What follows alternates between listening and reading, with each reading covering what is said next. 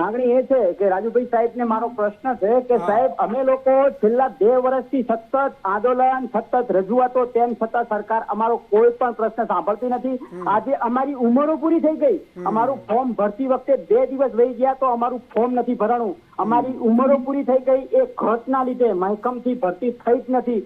છેલ્લા 14 વર્ષ પછીની મોટી ભરતી છે। 14 વર્ષ ઘટ રાખી અને અમારા જેવા ઉમેદવારોની ઉંમરો પૂરી કરાવી છે। સરકારને એટલી નર્મ વિનંતી છે કે વયમર્યાદામાં વધારો આપે અને જે 2011 થી 2023 ને ટેટ વેલિડ ગણી છે તો 2023 ની ટેટ પાસ કરેલ ઉમેદવાર કેમ એ ઉમેદવારી ન નોંધાવી શકે? રાજુભાઈ, મારો સવાલ તમને છે કે અમે તો રજૂઆતો કરીને હવે તો અમે થાકી ગયા છે, માનસિક, શારીરિક, આર્થિક બધી જ રીતે।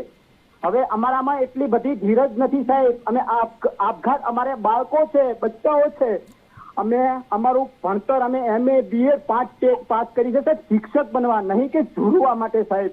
અત્યારે અમારી વ્યથા, અમારી જે પીડા છે અમે સતત રજૂઆત કરીએ છીએ કે સાહેબ તમે કોરોના જે 3 વર્ષ કેન્દ્ર સરકારે 3 વર્ષની કોવિડની છૂટ આપી, દરેક ભરતીની અંદર તો કોવિડ પછીની મોટી ભરતી છે। 5 વર્ષ પછી કોવિડ પછી ટેટ લીધી તમે તો સાહેબ તમારે વયમર્યાદામાં વધારો કરીને ઘટ દૂર કરવી પડે। ઘટ આજની નથી, 15 વર્ષ પછીની મોટી ભરતી છે। તો રાજુભાઈ તમારે આ શિક્ષણ વિભાગને ધ્યાન દોરવું જોઈએ કે વયમર્યાદામાં વધારો આપી અમારું મેરિટ 75% મેરિટ બને છે, પણ શિક્ષકોની ઘટ મહેકમથી ભરતી ન થવાને લીધે શિક્ષકોની ઘટ છે સાહેબ।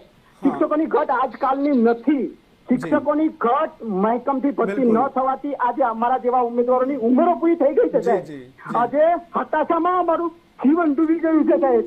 અને મારી તો એટલી નર્મ વિનંતી છે, અમે ગાંધીનગરના ધક્કા ખાઈ હવે અમે તો ઉછીના પૈસા લઈને પણ કંટાળ્યા છીએ સાહેબ।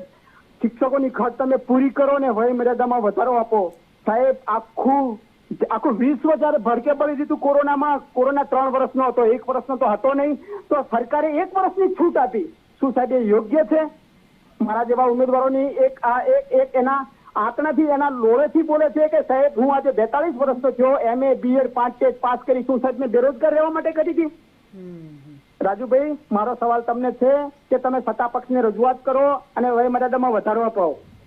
જયંતિભાઈ, તમે તમારી વ્યથા જે ઠાલવી છે ખૂબ ખૂબ આભાર અમારી સાથે જોડાયા। તમારી વેદના અમે ચોક્કસથી રાજુભાઈના થકીને સંદેશ ન્યૂઝના માધ્યમ થકી પણ સરકારના કાન સુધી પહોંચાડવાની કોશિશ કરીશું, કારણ કે આ પીડા છે ને હૃદયથી નીકળે છે રાજુભાઈ। કોઈ એક માણસ જે મહેનત કરતા પરીક્ષાઓ આપતા થાકી જાય ને જ્યારે એના શબ્દોમાં વેદના છે, રડે છે, એ 42 વર્ષનો થઈ ગયો યુવક કે જેને હજુ સુધી નોકરી નથી મળી, અને તમે કહો છો કે ધીરજ રાખો। કોરોના જતા રહ્યા પણ 2.5-3 વર્ષ થઈ ગયા રાજુભાઈ। શરમ આવી જોઈએ સરકારને, કારણ કે અત્યાર સુધીમાં જો કોઈ એક ઉમેદવાર પોતાની વય મર્યાદા પૂરી કર્યા પછી એને રડવું પડતું હોય તમારા રાજમાં, તો શરમ આવી જોઈએ તમને રાજુભાઈ।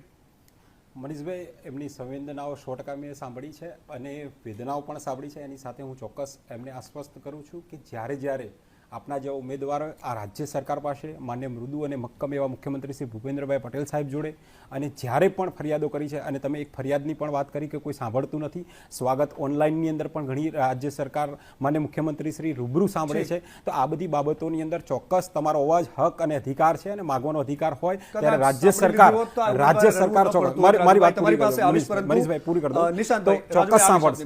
રાજુભાઈ આવીશ આપની પાસે। જો તમારી સરકાર આ વેદના, આ પીડા સાંભળતી હોત તો કદાચ કોઈ ઉમેદવારે ફોન કરીને રડવું ન પડતું હોત, ગાંધીનગરમાં ઠંડીમાં કડકડતી ટાઢમાં એ દીકરીઓ રસ્તા પર ન સૂવું પડતું।